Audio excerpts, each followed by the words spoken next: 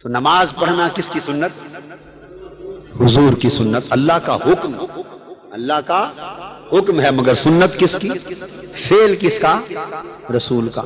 حج کرنا کس کا فعل؟ حضور علیہ السلام کا.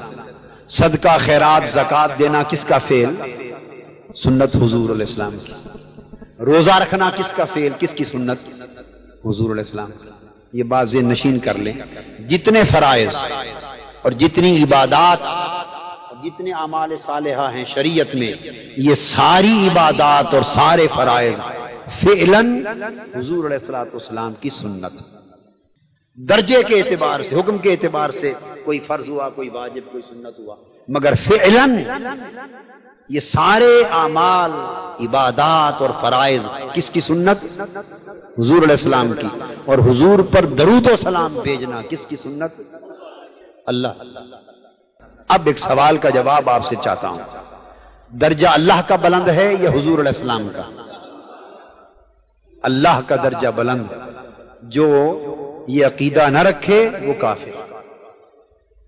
جو حضور علیہ السلام کا درجہ اللہ کے برابر سمجھے معاذ اللہ، وہ مسلمان ہے؟ بولیے. نہیں، وہ کافر. جو اللہ رسول کو برابر جانے درجے میں، وہ مسلمان ہے؟ نہیں، وہ کافر. رسول کا درجہ اللہ کے برابر نہیں ہے. بعد از خدا بزرگ توئی قصہ مختصر. حضور ساری کائنات سے بلند ہے، مگر اللہ حضور سے بلند ہے صلی اللہ علیہ وسلم. جب آقا معراج پر گئے نا، تو پورا میں آپ کو بتاؤں، عرش الہی خلق کا آخری، عالم خلق کا آخری کنارہ ہے. پورا عالم خلق کہاں جا کر ختم ہوتا ہے؟ عرش الہی پر عالم خلق ختم ہوتا ہے. اس کے بعد خالق کی تجلیات کا عالم، خالق کی صفاتی تجلیات کا عالم ہے. پھر بہت اونچے آگے قاب قوسین او ادنا پر اس کی ذاتی تجلیات کا عالم ہے. مگر عالم خلق سارا عرش کے نیچے رہ جاتا ہے. حضور علیہ السلام کو جب شب معراج بلایا تو سب سے پہلے تو عرش پر کھڑا کر دیا، عرش پر کھڑا کیا. تو عالم خلق اور حضور علیہ السلام کے قیام کی نسبت کیا ہوئی؟ سارا عالم خلق حضور کے قدموں کے نیچے. عالم خلق حضور کے لا تعلق نہیں ہوئے، لا تعلق نہیں ہوئے، قدموں سے نیچے. اور قدم جب عالم خلق کے آخری کنارے پر تھے تو وجود کس عالم میں تھا؟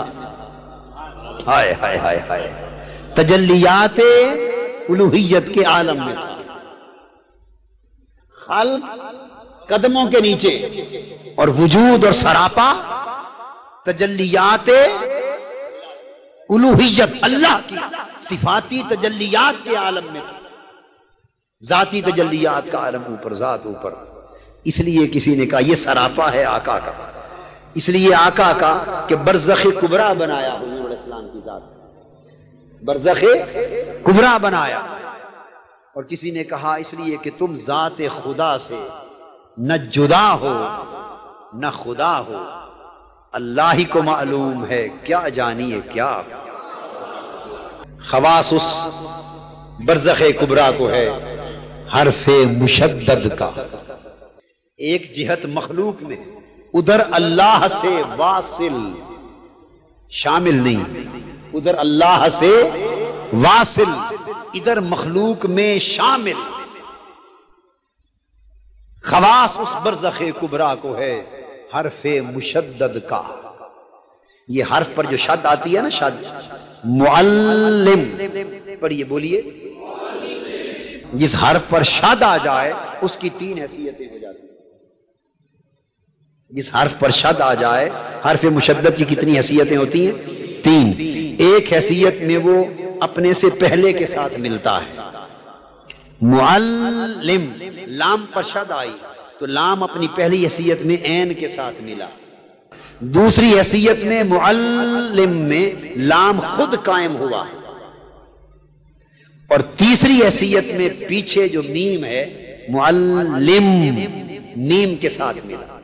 تو حرف مشدد کا ایک وجود کا ایک رخ ایک ہاتھ اول کے ساتھ ہوتا ہے، پہلے حرف کے ساتھ، ایک پچھلے حرف کے ساتھ، اور درمیان میں وہ اس طرح قائم ہوتا ہے کہ پچھلے کو پہلے سے ملا دیتا۔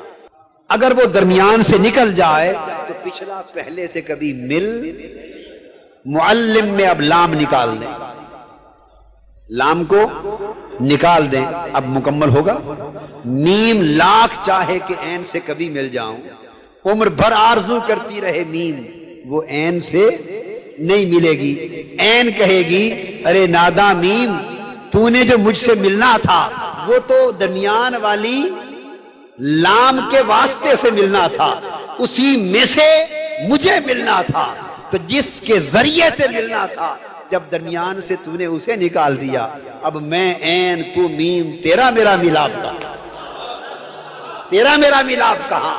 تو حرف مشدد خود بھی قائم ہوتا ہے، ادھر بھی رابطہ ہوتا ہے، ادھر واصل ہوتا ہے، ادھر بھی داخل ہوتا ہے، اور خود قائم ہوتا ہے، اور پچھلوں کو اپنے اندر سے پہلے سے ملا دیتا ہے۔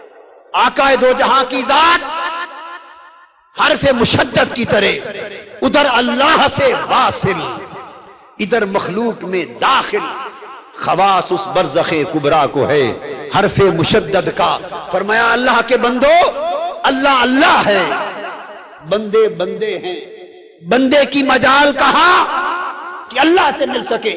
ما کان لبشر ان یکلمہ اللہ، بشر تو کیا ملے گا رب سے، یہ رب کی شان نہیں کہ بندے سے کلام کرے، رب کی شان نہیں کہ بشر سے کلام کرے۔